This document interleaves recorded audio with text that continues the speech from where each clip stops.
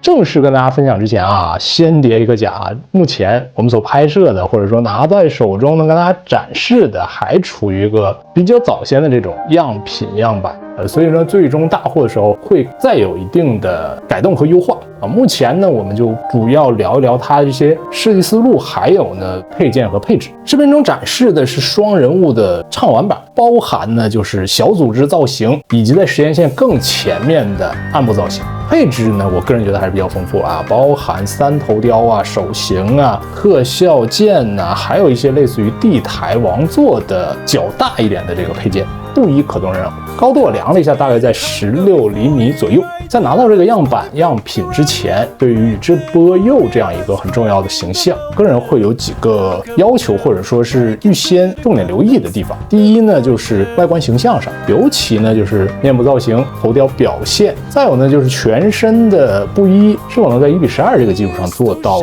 足够轻薄贴身，和可动之间会不会有什么冲突和影响，所以就带着这个问题去体验了一下。首先呢，就是这个外观形象上，头雕的话3枚，除了一个戴面具的暗部造型以外，一颗平镜头，一颗流血的这个表情脸、发型以及护额，可以做出不同的搭配和展示。面雕部分是让我非常意外和惊喜的，即便按照我常玩1:6的那个思维和角度去看，我依旧觉得这个脸的呈现是很不错的。还原度来讲啊，我自己觉得 OK 的，非常好，尤其是这个流血的这个造型，就肉眼的观感上依然觉得这个形象很棒。细节部分用了可动眼，这个是在1:6产品上相对比较成熟的一个设计。2大好处，调节上对于这个人物表情有更多的丰富，可以根据你的造型调节这个眼神角度。再一个呢是单独分体的眼球，它会比一体的结构有更好的一个细节精度，尤其是瞳孔写轮眼的这个刻画，像它这个万花筒和3勾玉都会有很清楚清晰的一个表现。如此的尺寸上，我个人觉得是不容易的，光泽度很好，展示起来很漂亮，很不错。然后还有一点容易被忽视的就是色差啊，它的这个面雕目前和整个皮肤几乎没有什么区别，这个其实很关键，但是往往容易被忽略，因为这个鼬的造型嘛，它会把这个从脖颈到锁骨这个位置大面积的露出来。除此以外呢，像是它这个护额呀、面部的一些涂装啊、发型的精度也不错，并且是软胶材质，起码在同比例产品上，我觉得可以称之为优秀。就还是像我说的啊，放在1:6的这样一个视角下，我依然觉得这个面雕有着很不错的呈现。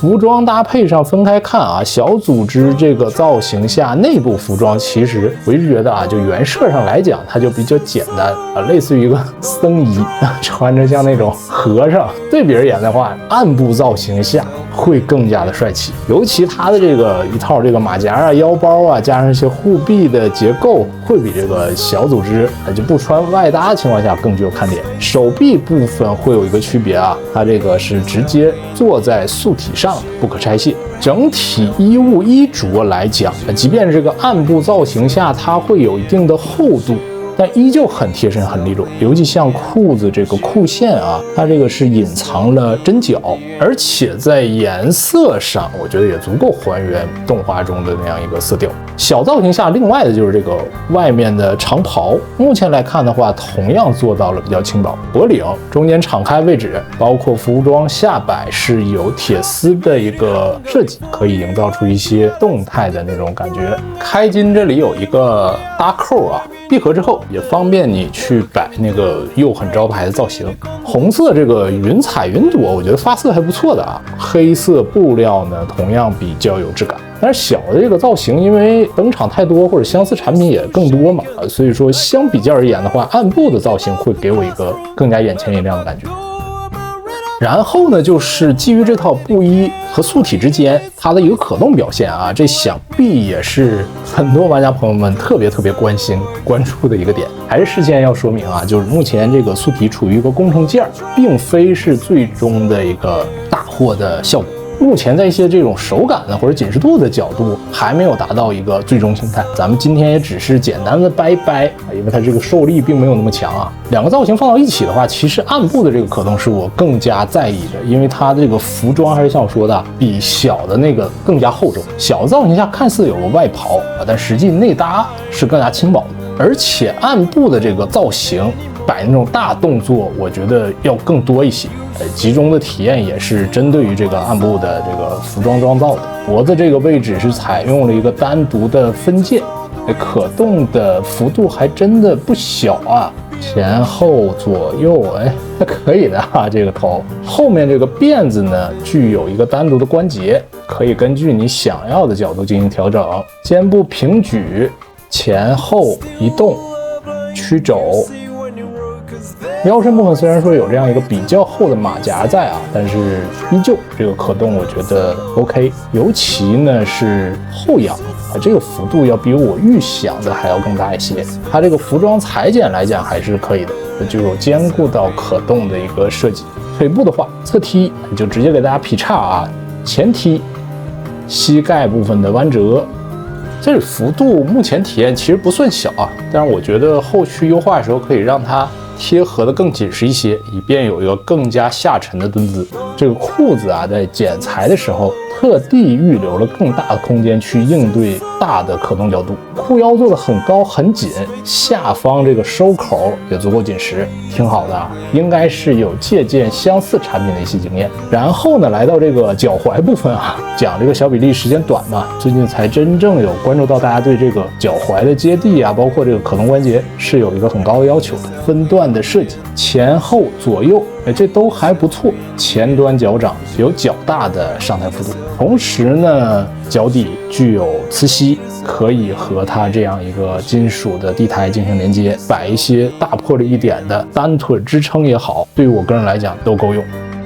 然后就是各种配件啊，这个畅玩版我个人觉得还是非常的丰富，而且几乎是把这个又可能出现的很多需要搭配的东西都有想到啊。首先手型部分针对不同造型做了不同的刻画，小造型下就是有戒指和这个指甲油，暗部造型下就比较简单了啊。特别要说的，在小的这个造型下有一个承托承载乌鸦的这个造型，直接替换连接。暗部造型下有一对磁吸手型，可以做进一步的吸附使用。在目前这个样板自重下可以实现倒立，尤其它这个腿部可动还是很不错的嘛，所以可以摆出一些这种地板动作。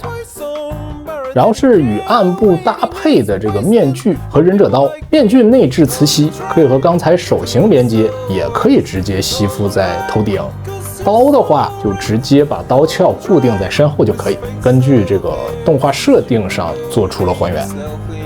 小造型下还有标志性的斗笠，整体形象还原度来讲没有问题啊，垂下来一条一条的也都是真正的布料，很轻盈。内置磁吸，内部和头雕连接这个线位也 OK， 可以自己去调节一定的角度。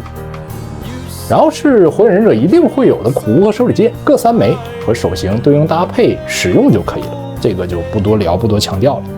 忍术相关的特效剑都是火焰造型啊，分别是这个好火球之术以及天照的这个黑色火焰。火球部分这个特效剑的通透程度很好啊，根部最细的地方也有一个好的呈现，而且能看到从黄到红的这样一个过渡啊，灯光下有一个比较璀璨和这种亮丽的色彩。大火的时候这里会附带一个透明支架进行搭配就可以了。天照这个配件和之前我们聊过那个小碗藏的火焰其实有些相似，抖起来围成一圈的火焰造型比较有张力，可以根据你自己想要的那种效果围在一圈，调整它的这个角度进行搭配。底端具备磁吸的结构，和这个台面连接也好，或者说当做一个冰箱贴，在一个斜面去展示都可以的。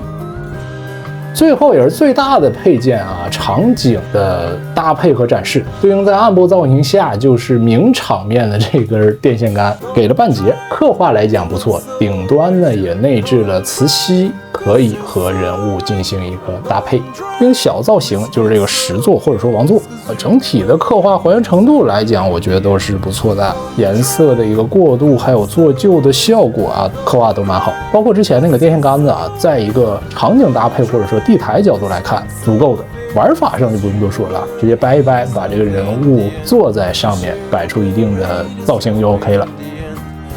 目前对这一套宇智波鼬样板的一个体验，可以很确定的来讲，就是它的搭配非常的丰富，不仅仅是各式各样这种配置配件啊，还有在人物本身呢，剃完头雕、发型、面雕、服装的刻画，可以说是把鼬在动画漫画中最经典的2个时期的那个状态都有刻画出来，玩法上绝对丰富。更何况它还有一个可动眼的应用，进一步的丰富了它这个面部展示的可能性。而且这个可动眼虽说不是1:12产品上首次应用啊，但是是我个人体验过最合适、最接近于1:6的这个可动眼。因为我个人一直有一个标准，就是能够把这个可动眼做的不像有可动眼，才是一个好的可动眼的设计啊。就它这个眼皮、眼眶的结构部分做的足够细致，这可以说在1:6很多产品上都是没有做到的。而且呢，它应该还会有一个替换眼球的这个配置，带这个血丝的这个万华同学的眼，